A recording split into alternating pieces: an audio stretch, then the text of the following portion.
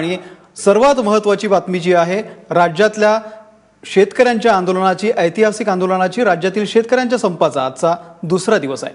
भाजीपाला आणि दुधाचा पुरवठा शेतकऱ्यांनी बंद केल्याने शहरांची मोठी कोंडी झालेली आहे। नाशिकमध्ये गुजरातला जाणारा टँकर रोखण्यात आलेला आहे। सिद्धपिंपरी गावामध्ये शेतकऱ्यांनी दूध रस्त्यावरती सोडून आपला निषेध व्यक्त केलाय।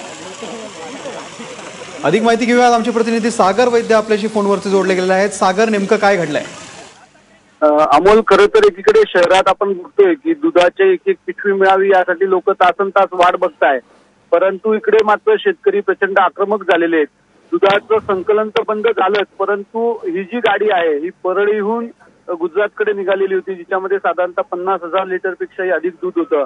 शेतकरी जे आंदोलक आहेत, जे संतप्त आंदोलक होते, त्यांनी ही गाडी अडवली आणि या गाडीतलं संपूर्ण दूध रस्त्यावर उतरलेलं आहे। त्याच्यामुळे या संपूर्ण रस्त्याला नदीचं स्वरूप आलेलं होतं दुधाच्या, आणि त्याच्यामुळे शेतकऱ्यांनी या ठिकाणी संपूर्ण दूध रिक्त केलं आणि मगच ती गाडी सोडलेली आहे।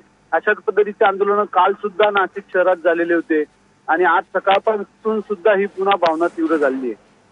सागर, खूप खूप धन्यवाद दिलेल्या या माहितीबद्दल। तर दुधाचे या ठिकाणी आपण बघतो की शहरांची कोंडी चारी बाजूंनी करण्याचा या ठिकाणी शेतकऱ्यांनी प्रयत्न चालवलेला आहे।